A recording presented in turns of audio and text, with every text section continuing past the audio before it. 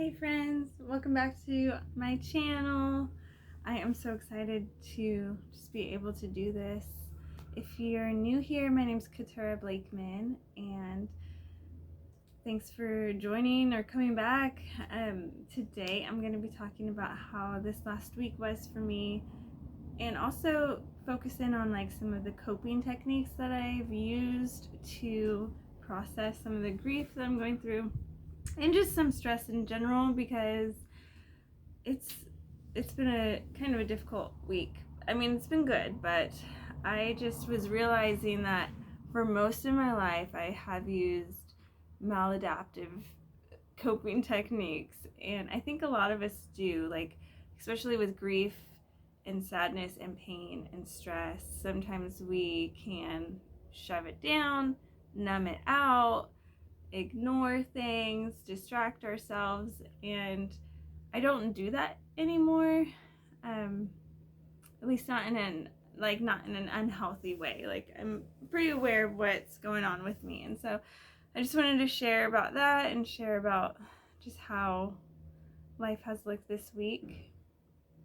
So I will be giving 5 coping strategies that I've used, and along with just fill you in on what's going on. Okay, so first of all, this week I got some, like, the final check in the mail from the life insurance. So what happened was they, basically the money went through the funeral home and then was dispersed to me. And then I did, by the grace of God, find a will that my mom had left, and how she wanted any money divided up. And so this week I was doing that, like, just, it didn't feel like stressful at the moment, but I was, sending out, like, how to do a money order for someone, and then just doing, like, just really simple, like, Cash App and Venmo and PayPal, like, whatever, getting out this money to people. And I felt like the tears trying to come out of my face, but they wouldn't come. And it was like this, I didn't even have like words for the feelings that I was feeling, but I was absolutely drained, like, for a couple days, and I just had to go to bed early. And so, like, the first tip that I would give is just to listen to your body when you're grieving and processing stressful things. Just listen to your body and do what you feel like you need to do. Like, for me, I went to bed early, probably more than once, but one night in particular it was like 7 or 8, and I just curled up in bed and fell asleep. And thankfully I'm married to a great guy. He did all the things that I would have normally done, and so when I woke up in the morning, the house was clean, the kids were fine, and I felt rested and rejuvenated. And I think that when we process grief and pain, whether we're like aware in our minds or not, our body is feeling these things. And so I just personally needed to rest, and I do recommend that, like, just to try to get sleep. I know that some people might be going through stress and they sleep too much, like they're not maybe waking up at all, they're not getting out of the house, they're just totally sleeping, and obviously that's a sign of depression. And so for that, like, please just, like, reach out to someone, go see a counselor, see a therapist, call people, like, do what you need to do to be the best version of yourself. Because but sleep in itself, like, sleep for the fact of what our body is going through and processing, is absolutely critical. And so there's been times, like, even in the earlier stages of this process, where I was taking naps, which was, like, not typical for me, but I was, like, able to allow myself to take a nap. And so that's tip number 1, just get sleep, and also just listen to your body. You might not understand. Maybe it's to watch a funny movie. Maybe you need to go on a walk or move your body or something, But do whatever you need to do.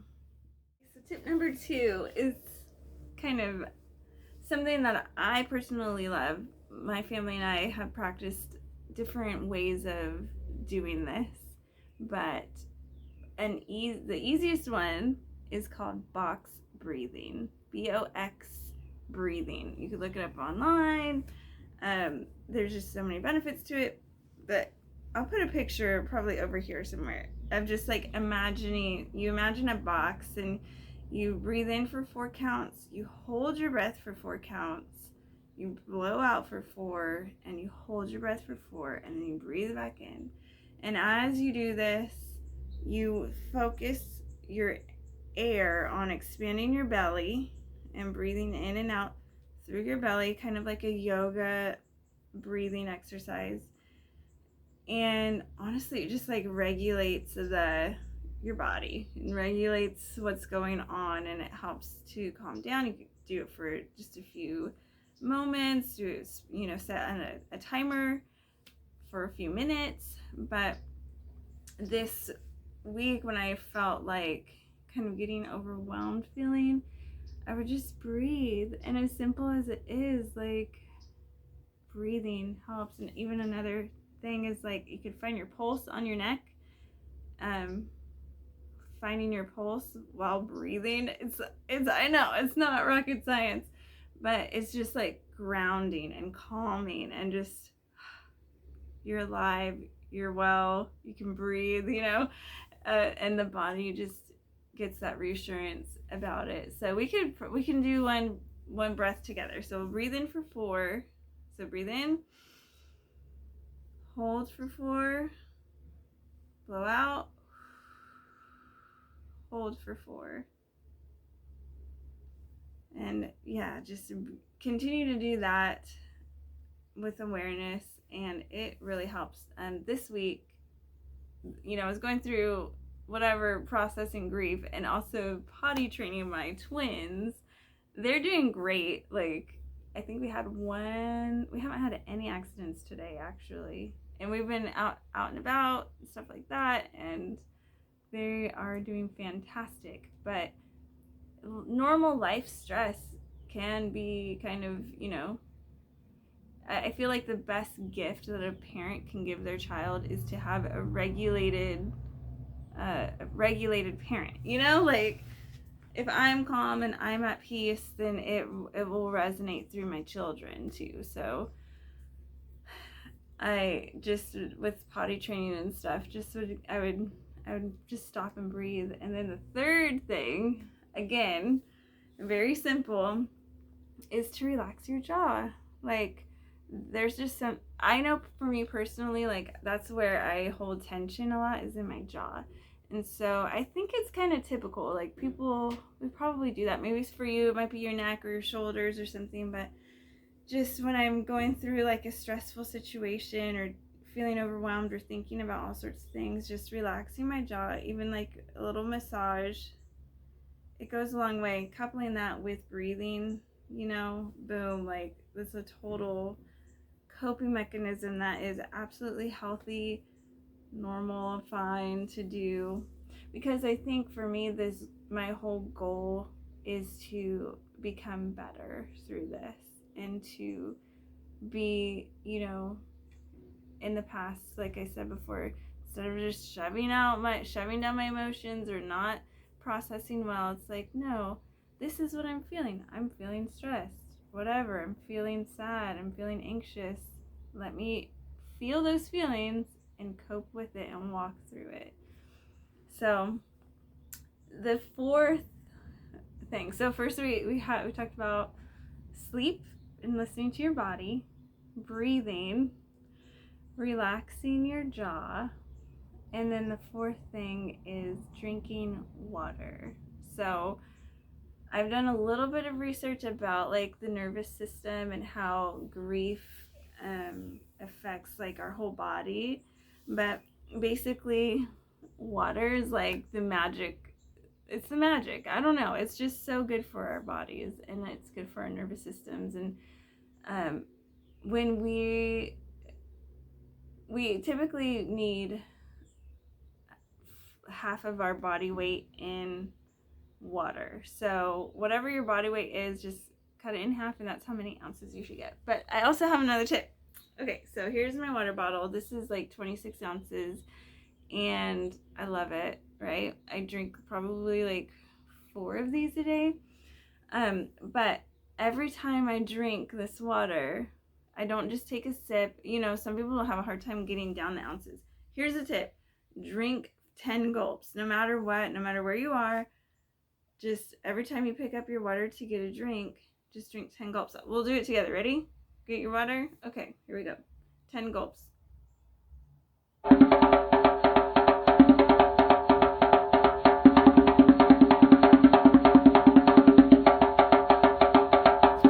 look, I don't know if you could tell, but that's like a third of the cup that we just drank. And my body loves me for it. And I think that's been helpful. I feel like for people like me and maybe someone like you, if you weren't like properly nurtured and cared for as a child, as an adult, it's hard to nurture and care for yourself. So drinking water is part of nurturing yourself. It helps with any fitness goals you're going to have. It's going to help maintain stress. It's going to help if you have headaches, skin problems, nervous issues. Water is kind of like magical. You know, my kids and I joke. They're like, "Oh, Mom, I broke my arm." It's like, "Oh, have some water." Oh, you know, my head hurts. Okay, let's have some water. But it really does help. So that is tip number 4. And the 5th tip, and what's been super helpful, is journaling. Do you hear my little birdie? Okay, journaling. I talk about it. I talked about it in the last video. I'm talking about it again. It's so good for your soul. My mornings have been a little bit weird ever since my mom's funeral. So like she passed away on the 27th of December, and then I wasn't sure if I was gonna fly out like back to her service. I know it sounds terrible, but I just wasn't sure. And then I decided to, and ever since I got back, I've been a little bit like off in my morning times. Less consistent with my like my needs for journaling. But this last week I got in 2 or 3 good sessions, and I realized that I was like nervous and anxious about something. You don't need to know the details of that, but I was just like able to identify what I was feeling, and that helped me so much. And I feel like when we can identify the emotion that we're having, it gives us the ability to process it and to address it and to manage it and to even communicate about it and talk about it with others. And so journaling, I mean, I think I'm going to do it for the rest of my life. Now, I do have journals that I need to burn because, you know, that's part of it. When my mom has some journals, and some of them were like addressed to me. So, and I've read some of them, and it's like super painful. Like, it's so, in some ways it's kind of validating of how she felt about me and certain things and certain aspects. Not a happy way validating, but in a validating like, oh, okay, so we weren't very close, and these are some of the reasons why, and she did write about those things. But like, I don't know if she wanted me to read those or not. So if you have any journals that you're not sure if you want anyone to read, like, kind of go through those and see. But I do have just morning time journals that really make all the difference. And so that's been helping me cope and process and connect with myself and connect with God and even my husband and like my friends. If, you know, people are really wanting to know how I'm doing, if I have had the chance to process alone, I'm able to process with people. And so that's my 5 tips. But it's been a good week. Stressful, good. I had a video already made, and then it got jumbled up in my little like video maker thing. So This is late. Like I want to post by every Friday, because I don't know, I like it. It's a great, I just feel like my little corner of the universe gets to get, shared out into the ether, and it feels good to me and it helps me. So if this has helped you too, just let me know. Give me a thumbs up, give me a like, comment, whatever, text me, call me. And again, if you're going through something painful, and grief is funny, it might not be that there's been a death. It could be that you didn't get the job promotion that you were wanting, or it could be like the trip got canceled that you had planned to go on. Like those things count too, and you're a worthy person to feel your emotions and experience life. So if any of this has been helpful to you, let me know.